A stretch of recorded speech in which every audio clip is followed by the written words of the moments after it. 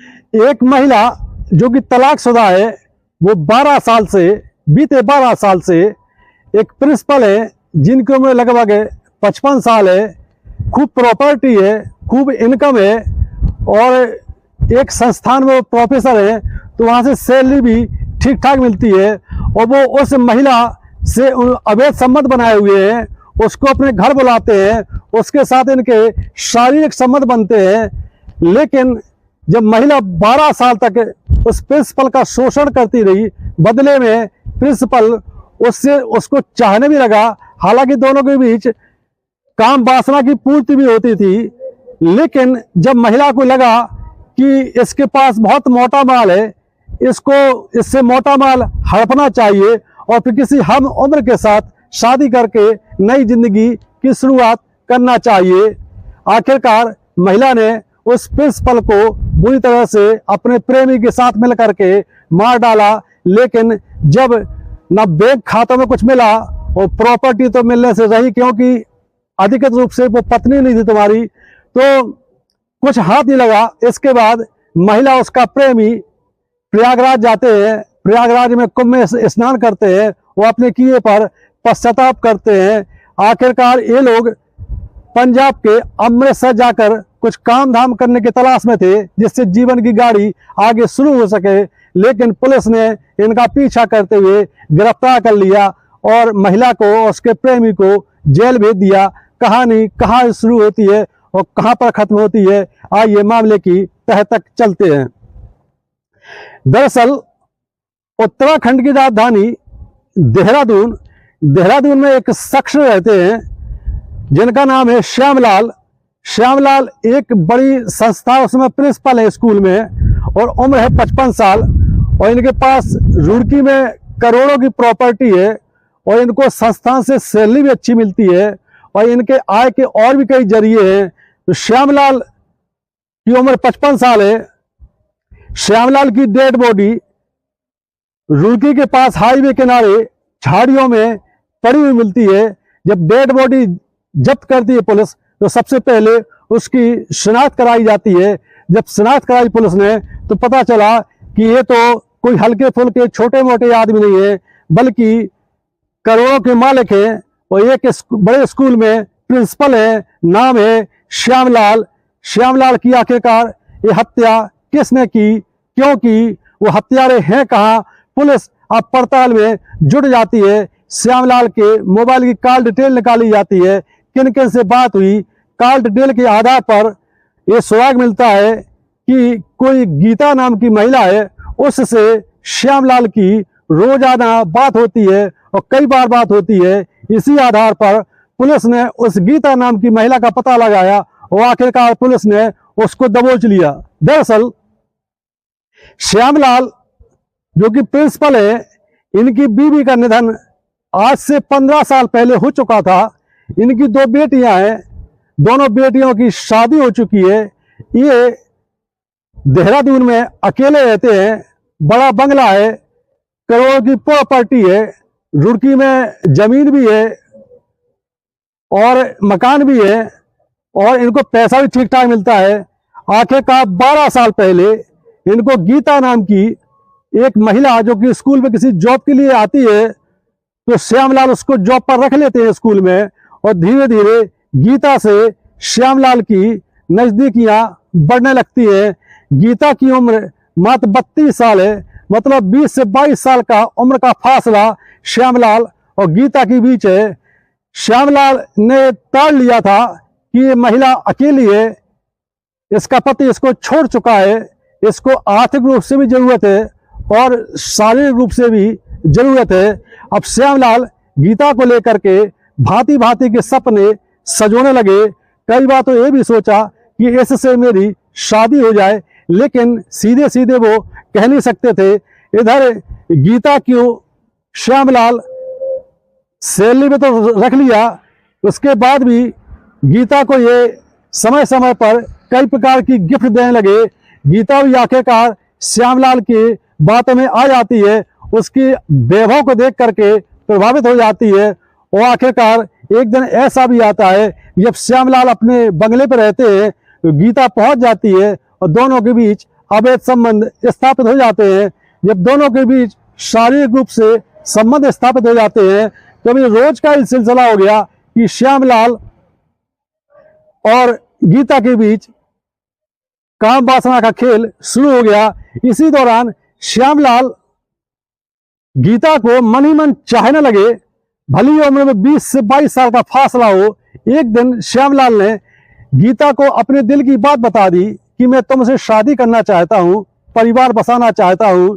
लेकिन गीता ने इस बात को इसलिए टाल दिया क्योंकि श्यामलाल की उम्र उससे 22 साल 23 साल ज्यादा थी, जबकि गीता के सपने कुछ हटकर थे।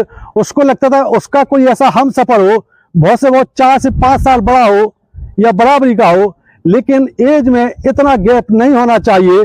लेकिन श्यामलाल को गीता सीधे रूप से मना भी नहीं कर सकती थी, क्योंकि श्यामलाल उसको आर्थिक रूप से बहुत मदद करते थे। गिरफ्तार होने के बाद गीता ने बताया कि 12 साल से लगातार श्यामलाल उनको कभी 50,000 कभी 60,000 रुपये नगद देते थे उसको खर्च पानी चलाने के लिए। क्योंकि स्कूल में जब जॉब लगने के बाद कुछ दिनों के बाद जब मामला खुलने लगा था तो जॉब छोड़ना पड़ा था, इसलिए श्यामलाल उसकी पूरी केयर करते थे। बदले में वो श्यामलाल के बंगले पर रोज ही जाती थी, रोज ही बातचीत होती थी, रोज ही संबंध बनते थे। इसी दौरान श्यामलाल ने गीता से एक और डिमांड रखी कि ठीक है, तुम शादी नहीं करना चाहती हो, शादी मत करो, लेकिन मेरे नाम का एक बेटा पैदा कर दो, क्योंकि मेरी 2 लड़कियां हैं, दोनों की शादी हो चुकी है और मेरा वंश आगे कौन चलाएगा। श्यामलाल को लगता था कि उनकी इतनी प्रॉपर्टी है, कोई लड़का नहीं है, लड़का नहीं होगा तो वंश कैसे आगे चलेगा। इसलिए उसने अपनी प्रेम का गीता को इसके लिए राजी करने की पूरी कोशिश की और गीता से कहा कि तुम चाहो तो हमसे 25 लाख रुपए नगद ले सकती हो, लेकिन मुझे हर हालत में एक बेटा दे दो, वो बेटा मेरा होगा, मेरे नाम से होगा। गीता को भी प्रस्ताव अच्छा लगा, लेकिन गीता का 6 महीने पहले एक मेडिकल स्टूडेंट जो कि MBBS कर रहा था, जिसका नाम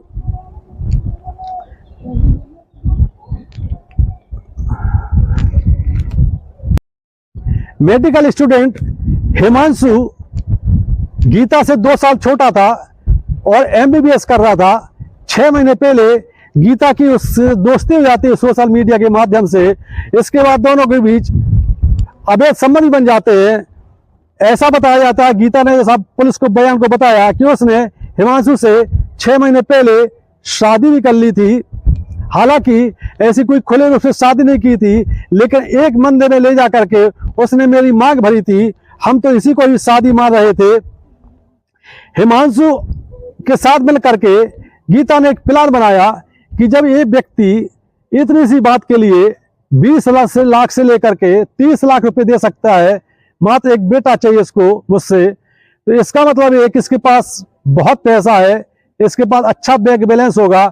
इसके बाद गीता ने श्यामलाल को फंसाने की पूरी प्लानिंग अपने जो कथित रूप से पति है हिमांशु मेडिकल स्टूडेंट, उसके साथ रची। वो श्यामलाल के बंगले पर पहुंचती है और इस बार उसने श्यामलाल के साथ संबंध बनाने के अश्लील वीडियो और फोटो ले लिए।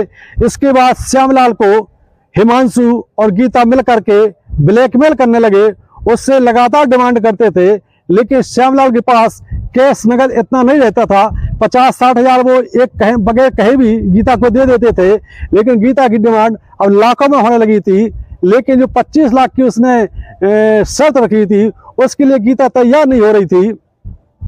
गीता ने श्यामलाल से ये भी कहा कि अभी तो हमें 10 लाख रुपए तो तुम दे ही दो, उसके बाद जो 25 लाख का प्रस्ताव है वो हम सोचेंगे, क्योंकि हमारा एक प्रेमी है जिसका नाम हिमांशु है, उससे हमने शादी एक प्रकार से कर ली है और वो मेरा पति है, मैं तुम्हारे नाम से बच्चा पैदा नहीं कर सकती हूँ।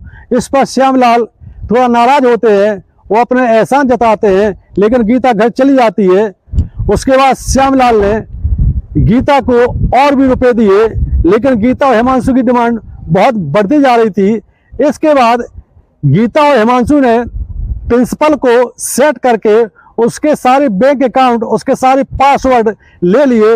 उसके बाद एक दिन प्रिंसिपल को गला दबा करके उसी के घर में उसकी हत्या कर दी।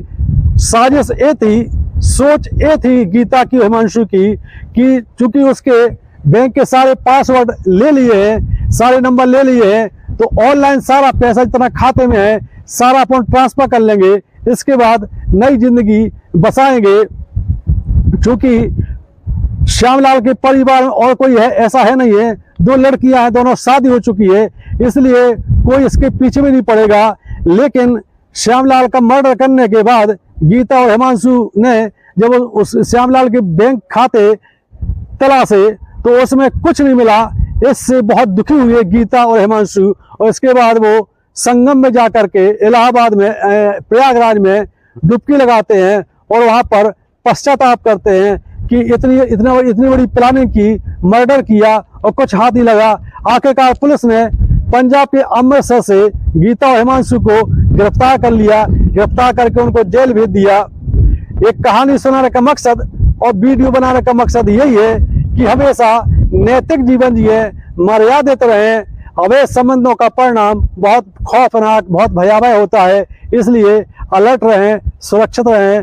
हमारे चैनल को सब्सक्राइब करें। जय हिंद, जय भारत।